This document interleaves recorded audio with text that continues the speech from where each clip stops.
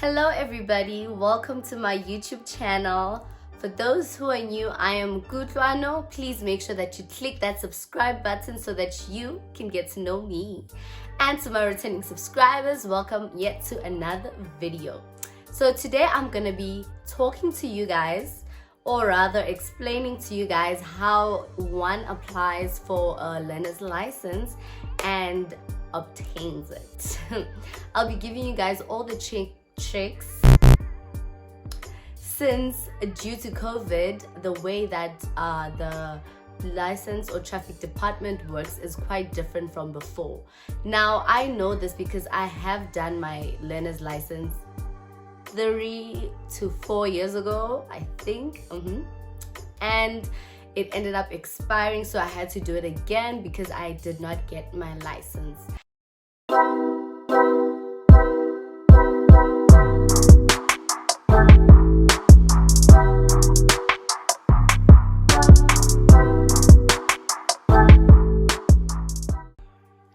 So guys, if you see me looking down, just don't worry, I have a paper that I'm reading from, so not reading, but where I put my notes down. Before we start, we need to know what a learner's license is. What is this thing that I'm going to be talking about? So it is proof that you have the basic needs to drive on a public road. It is a paper that permits you to drive on a public road, but only when you're accompanied by somebody who has a license of the same vehicle class. So for example, if you are trying to drive a heavy motor vehicle, basically a code 10 or a code 3, you should be accompanied by somebody who has that license, not a code 8 or a code 2, because that person is not in the same level as you, as that person is only permitted to drive small cars and not trucks like a code 10 or 3. Okay, this paper or permit basically is only valid for 2 years. So if you do not obtain your license before that 2 years or 24 months expires, it's gonna expire and you're gonna have to do it again. So it's important that as soon as you do your learners, work hard on getting to do your license as well, so you don't have to be like me and have to go through the whole process again, because it is draining. Due to COVID-19, things have changed. When I did my learner's license, my first one, how many years ago? 3 to 4 years ago, you went to the traffic department, gave them your paperwork or your details, and automatically you are booked. You're writing in a few days. But this time, due to COVID, it is done differently. A tip before you decide to book for your test or apply for it, it is important that you have already studied before you do this, because the dates that they usually give they give you a short period of time to study. So basically they could give you 3 days from your booking to study and write. So it's important that you already have studied and you already know what you are going to write for. So there's basically a code 1, which is motorcycles. That's a code 1. And then a code 2 is light motor vehicles. Also, people know it as a code 8.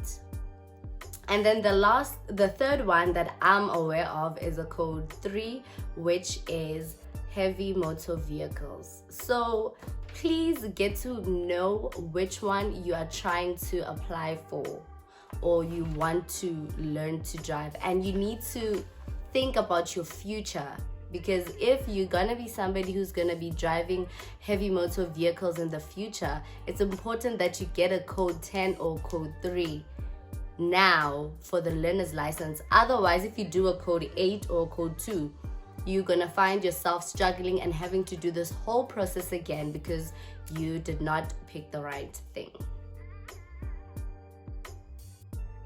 The reason why there's online booking is because of COVID. They don't want long queues because traffic department, guys, the queues there are insane. I have put the link in the description box, so just click on the link and you will have to choose a province. Since I'm from Gauteng, I clicked Gauteng and just read this important notice and then close it.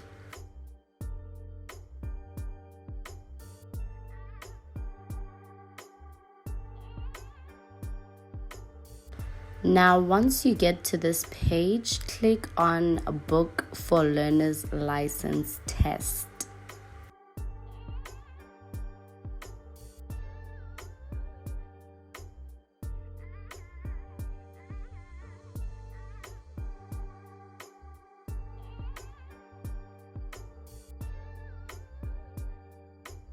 Next, click on Single Test and fill in all your details.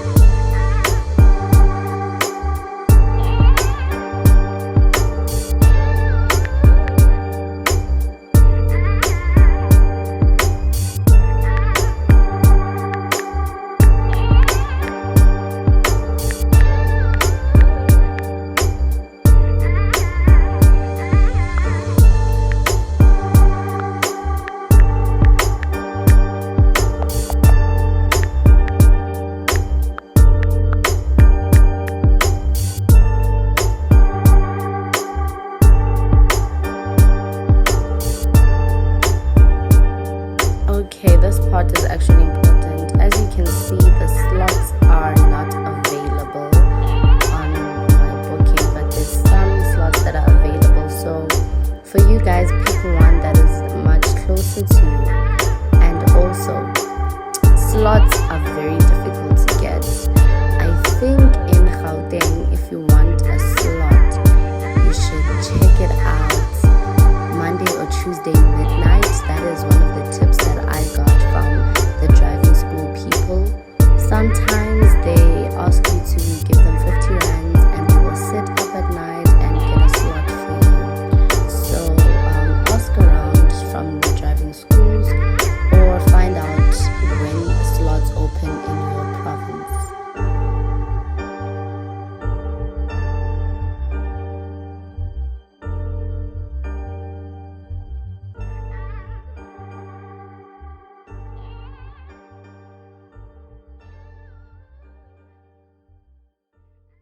Now just confirm if your details are correct and you're happy with the date and click next. So now you need to confirm your booking. you are going to receive, I'll insert somewhere over here the stuff that told me, the papers or the screenshots that told me what I need to do and when I need to confirm my booking. To confirm your booking, they're going to give you a date, and this is the date that you have to confirm by or before the date. If the date passes, you need to apply again, and like I said, it is very difficult to find space. So now you confirm your booking, you go to the traffic department physically. Number 1, your ID, identification document, and a copy of it. But please bear in mind, let me give you a tip. When you go to the traffic department, make sure that you have already made your copy at your home, at your mom's job, at an internet cafe, at school, somewhere. Because if you get there and you don't have an ID copy, there's people outside, there's internet cafes outside that do that, and do you know how much they charge? 15 Rand for a copy or more. Imagine 15 Rand for one copy. That's a rip-off. Copy kifai bob. So make sure that you do your copies and you come with your things ready. Otherwise, you're going to be ripped off by the people at the traffic department. I mean, those that are outside. The next thing that you need is, yes, 108 Rands. That is how much it costs to confirm the booking or to write your learners. So, due to COVID again, it is important that you have this money in a card, in a bank card, because they avoid cash, and they don't like cash because they don't want to contract any COVID from any of us. They're avoiding physical contact or touching things that we've already touched. So they prefer a card payment where you'll tap or you'll swipe or whatever. Please bear in mind that I'm speaking from an experience that I just did now a week ago, and it was in Langlacht. I don't know if it applies to every traffic department, but as far as I'm concerned, this place that I went to, this is what they wanted, and it only makes sense that they do it everywhere because it's for the same reasons. Now, the next thing you need is a pen. They don't provide us with pens anymore because of COVID, because now 5 million people will be using this pen. It's important that you have your own pen, preferably black, that you're going to fill in the form with. I will insert here how this form looks. Bear in mind, all this information I'm giving you is for when you've already reserved your space, made a booking. Now you're coming to confirm the booking at the department. Now you have filled in your form, you've confirmed your booking. You're going to get an A4 paper, which is basically a receipt or confirmation for you that you have made the booking. It will give you the details of your test date, the test time. It's also going to write what code you are going to be writing on the day. There's a number of things that you must take with you also to go and write the test. First of all, please don't leave your brains at home because we want to pass, right? And I know you guys can do this. You will need your ID just so that they can identify that it is you that is going to write this test. The next thing that you will need is that receipt, that A4 paper that they gave you when you confirmed your booking. That is the paper that you need to come with on this day. You will also need 2 ID photos.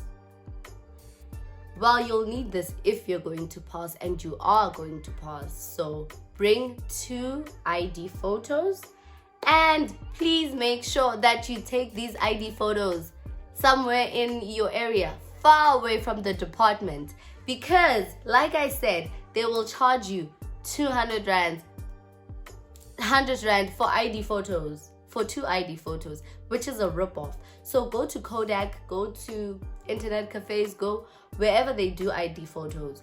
Take them there, nowhere near the traffic department, because you're gonna pay a lot of money for no reason.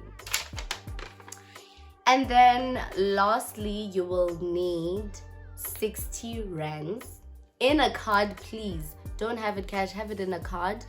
I don't know if they still take cash in other places, but they prefer card due to COVID, like I said. Have 60 rands. This 60 rands will be used when you pay for the paper, the learner's license. So, well, there's something else that I want to recommend. If you trust yourself that you're going to pass, do your eye test too on this day. You know, before 3 years ago when I did my learner's license, excuse me, on the day when you did the booking, they usually do your eye test as well and, you know, put in the certificate. But now they didn't do it.